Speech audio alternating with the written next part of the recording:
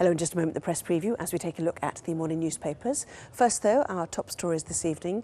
MPs have given Theresa May the go-ahead to trigger Brexit, approving draft legislation by 494 votes to 122. The government has denied agreeing a so-called sweetheart deal to ensure a Tory-controlled council dropped plans to raise council tax by up to 15%. And a scheme to receive up to 3,000 unaccompanied child refugees from Europe under the so-called Dubs Amendment has ended after a total of 350 arrivals. Hello there, you're watching Sky News and the press preview. In the next half hour, we'll see what's making the headlines with the author and journalist Badisha and the editor of the Times Literary Supplement, Stig Abell. Good to see both of you. To the front pages then, first of all, The Telegraph, leading with the Commons vote to trigger Article 50 and begin the Brexit process. The Express also reporting on the Brexit vote, saying time to get on with it. The Eye going with the resignation of the shadow business secretary, Clive Lewis, over the vote. The Metro leads with the death of Tara Palmer-Tomkinson, the Star, also with that, reporting on Prince Charles's tribute to the socialite. And The Sun also has the death of the 45-year-old as its lead story. The Guardian reports on anger at a government decision to end a scheme to bring unaccompanied child refugees into the UK. The Times leading with its own investigation into how online advertising is unwittingly funding extremists. The Financial Times says there's been more demand for risky bonds as investors back Donald Trump's economic plans, while the Daily Mail reports on the appeal hearing of Marine A. So let's talk more with Badisha and with Stig, and you want to start with that Brexit vote in the Commons. Just how Should we sing the national anthem? Just how historic a day do you think it was? I think it was reasonably historic. I'm still hedging my bets Calm down. Should we just move on to another story? These are exciting times to live in, isn't it? 40% historic. So this has been passed. It's going through without an amendment. It's going to go up to the Lords, and then there'll be a little bit more sort of, I think, probably quite token talking about it, because actually what's happened and what's clear from this is that there are very few rebels on the Tory side. People are going with the referendum. They're going with the government. We know that there are all sorts of talks and things going on the Labour side, which we're going to discuss in a moment. But by and large, there have been no huge sort of moves against what Theresa May wanted to do. So it's very interesting, because I feel like, as a political analyst, that moment where we really talked about Brexit and what it meant kind of passed us by. There was all of this campaigning beforehand, there was shock afterwards, and I feel like we all sat back and for a few months just said to ourselves, let's see how it goes, let's see how it goes. Then there were the court cases to make sure that this was indeed debated, and the upshot is Theresa May looks like it's likely that she's going to get what she wanted all the way through. And when she said Brexit means Brexit, it's perfectly acceptable to laugh at that as a sort of meaningless political cliche, which it is. But what it also is, it's a narrowing to such a point where you've got an easily defensible position. The genius, such as it is, of Theresa May's position is, although you might say Brexit means Brexit is platitudinous and doesn't give you any detail, that's precisely her point. This bill was minuscule. She showed no ankle. She showed nothing of anything that would cause a problem. She simply said, we're going to do this. Either you're with the people or you're not with the people. And everyone then looked politically and they thought, if they're from a Brexit constituency, they have to go for Brexit. And if they're from a Remain constituency, they still kind of have to go for Brexit, because the referendum was passed. So this absolutely inordinate posturing we've had in the court cases, 2 separate court cases, the wrangling, all these MPs saying Parliament must be sovereign, Parliament must be sovereign. And actually, what did Parliament then do? It did a bullfighter trick, just sort of said, OK, after you, after you. They contributed nothing. This last debate contributed nothing. Maybe not for the people who were in that debate, because the passions were there. As long as they were happy. Ken Clarke nearly in tears, John Redwood, finally reaching the epiphany of his political career. And here we aren't. In a minute you can say, but the Daily Express say now get on with it, with a message to the Lords, don't bother trying to amend this. Well, and David Davis saying they need to follow, be patriotic about this now. I was here exactly a week ago, and we were talking about how actually in the Commons there was a sort of party atmosphere, because at the time I think all of the politicians on all sides of the House thought, this is really interesting. We're going to finally get our say. Actually, it didn't happen. Ken Clarke did his really great moment of accusing Theresa May of being Alice in Wonderland. Pretty much the first and last time she's ever going to be accused of that, I think. The analogy doesn't quite hold. But actually, people are really towing the party line. And what's really shocking for me is seeing how many Labour MPs whom one would expect to be Remain MPs whose constituents are Remain constituents are sort of squirming and saying they're going along with it. Seeing Keir Starmer sort of talk his way through a sort of plate of spaghetti in terms of his argument was really painful to watch, actually. Yeah, but the country is divided, isn't it? Yes. So if the Labour Party is divided, then kind of so what? Well, it's true, the eye is leading up. It's on the should- front page of the Telegraph too. I completely agree with you, but all of that should come to the surface and be talked out. And actually what's happened is that in terms of public events, we've accelerated through all of these debates, and now it really looks like we're on the slope and it's happening. Meanwhile... But everyone knows that. Is it just you that hasn't clocked it? I think I'm in some sort of deep-seated trauma I don't think denial. you are. I've Trauma got denial, but PTSD. I've got you and a Brexit. number of other people. Let me just coin this. I've got Brexit PTSD. I think I should actually be treated for it. Because I think it's a mistake, but also because I was Remain, of course, and I couldn't see Jeremy Corbyn or really anyone else speaking up for the 48% at all, and I'm still disappointed. Now I'm looking ahead to the next election thinking, how am I going to vote? Because you guys, you lost me. You have to vote Lib Dem. You're going to have to vote Lib Dem. You see, I did that last time, and then we got the coalition, and then that was the beginning of a different slippery slope, and I regret that But actually, too. the Lib Dem membership numbers are going up in places like London, for example. Yeah, they are. I mean, what's interesting for Labour, what Labour's strategy, if you can call it a strategy, is effectively to just say, let's just move on. Let's get...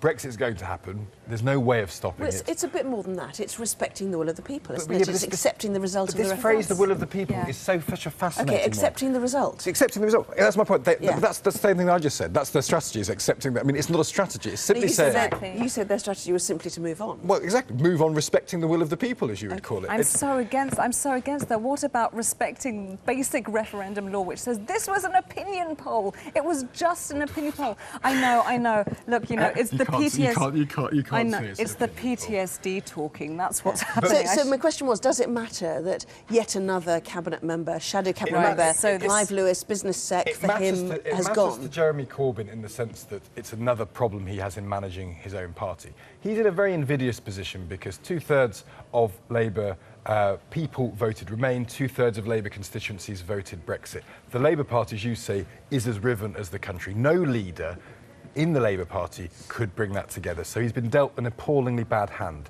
He's then playing that appallingly bad hand appallingly badly. And he's creating grief for himself by imposing 3-line whips. We're making this a slight test of his authority when the whips themselves vote against him, when people like Clive Lewis, who are quite good parts of his shadow cabinet, one of the few shadow cabinet members who people might have even slightly heard of, who might not think is a total loon, like you might say John McDonnell or Diane Abbott. He's now alienated him. He's made this about himself. So it's an appalling hand, played very badly, the consequences of which are yet again Corbyn is the one on the front of the eye. Yeah. May is the one who's united her party and absolutely. is sailing off into the sunset. For someone who's been a career politician, Jeremy Corbyn is really bad at politics. Anyone with even a little bit of political acumen would be able to say that you should never impose a 3-line whip on your MPs at a time like this. A 3-line whip is essentially an ultimatum. It says that if you act out, I can see you, I know which ones you are. The last time he did it, which was a week ago, it completely failed. He's threatening to do it again. Even the whips in his party didn't obey what he told them to do. He has an amazing inability to psychologically take on board the message that his own MPs are giving him. If you work in an office and one day all your colleagues give you a letter saying, we don't like working with you, we think you're incompetent, that's not a coup, that's a message.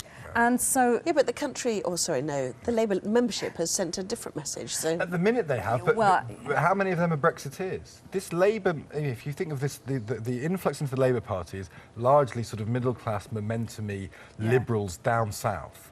They are not going to be Brexiteers. So when they see Jeremy sliding behind the government in support of Brexit, the great fervour they have, the great messianic love they have for Corbyn, for JC, will just start to wobble a little bit. I actually won't it? walked past a street in Camden where there is a building-high mural with him in a dirty old Mac looking like Inspector Clouseau with JC, the People's Champion, below it. And it's a professional mural.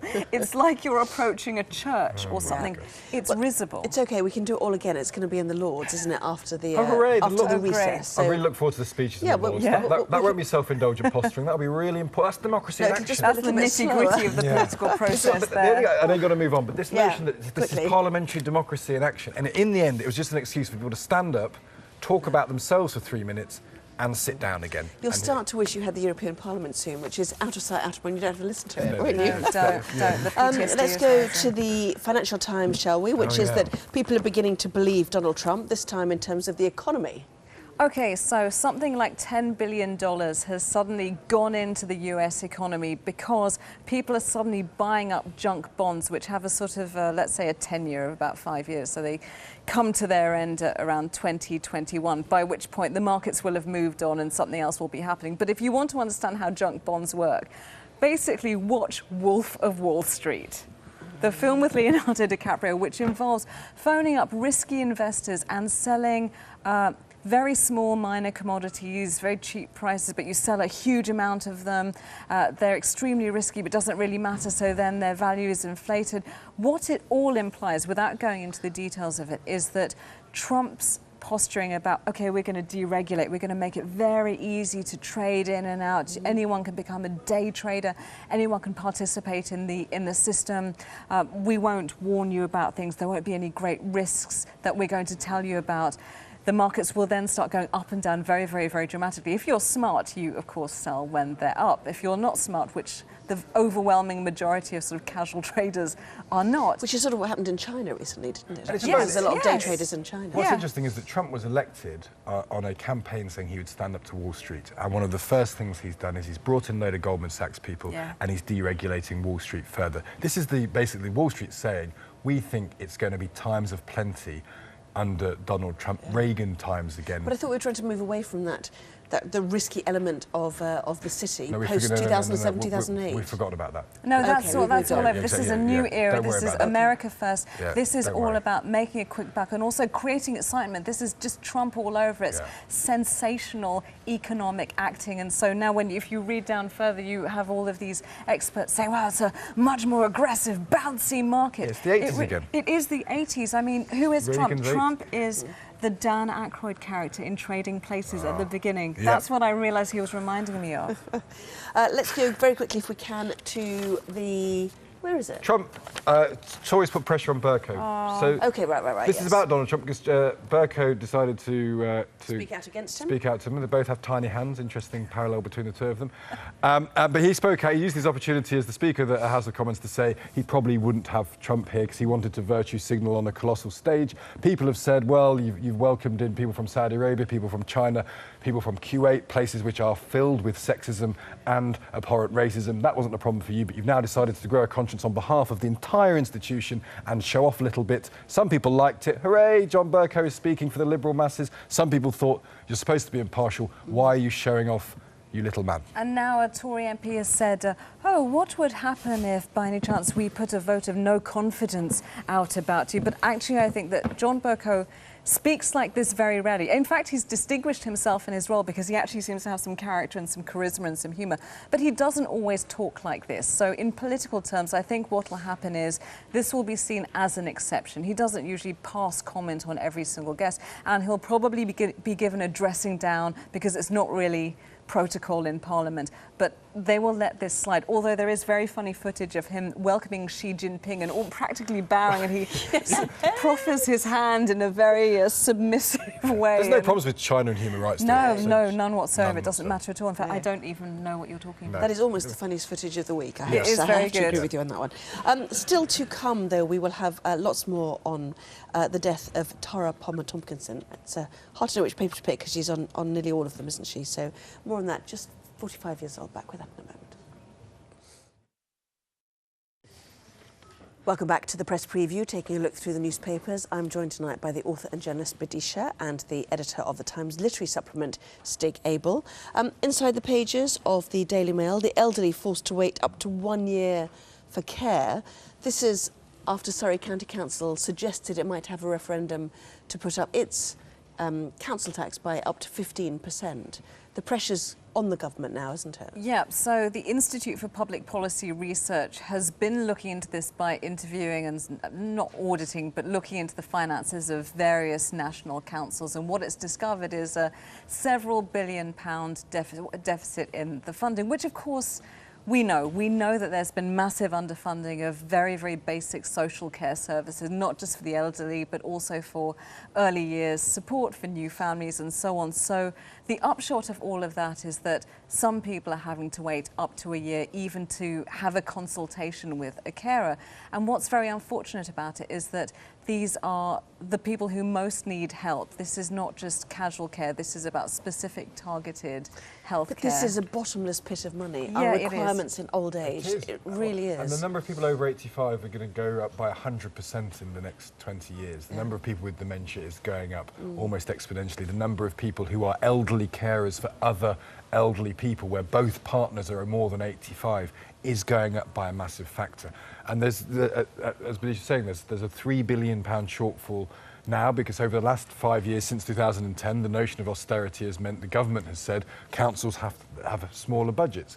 And when councils have smaller budgets, they spend less on things like this. The government care a little less because it's not them making the cuts. They're passing on the cuts to someone else. So you have a progress from 2010 to now saying each year you'll have a bit less to spend. The local councils individually will spend less. And then you end up with this colossal mess, which then rebounds on the NHS because people are stuck in hospital rather than being able to go and be cared for in the community. And this is what makes me so angry, these political euphemisms like austerity and big society. What it means is we, the government, are going to kick the people who are already down. Instead of simply making our rich friends and corporations pay the tax that they're supposed to pay, not even increasing tax, just making them pay, we are going to cut exactly those services which were always underfunded and have been for a very, very long time. So basic social care, we've been talking, I'm sure we talk about this all the time, healthcare, education, housing, that kind of thing, the absolute basics. And of course, governments don't want to pay into that. Number one, because as we've been saying, these are services and aspects of society which are necessities but require huge amounts of investment. And even though those are the underpinnings of a really flourishing society, it takes 10 years for you to see the great benefits of the reductions in crime, the reductions in chronic illnesses, the reductions in strain on families. What big society means as a solution to austerity, and again, these are phrases I'm cynical about, is basically it means you and me looking after both our parents and our young kids. Yeah. And just taking on, so it means you must find free labour within the household, and of course we know that's exactly what happens. If there was such a thing as the National Social Care Service, the government would have ring-fenced it, and politically they wouldn't have been able to cut it. But because social care and health service has always been divorced, social care has been pushed out to the local councils, the government can say, oh no, you councils are managing these funds poorly, it's not our fault. Yeah.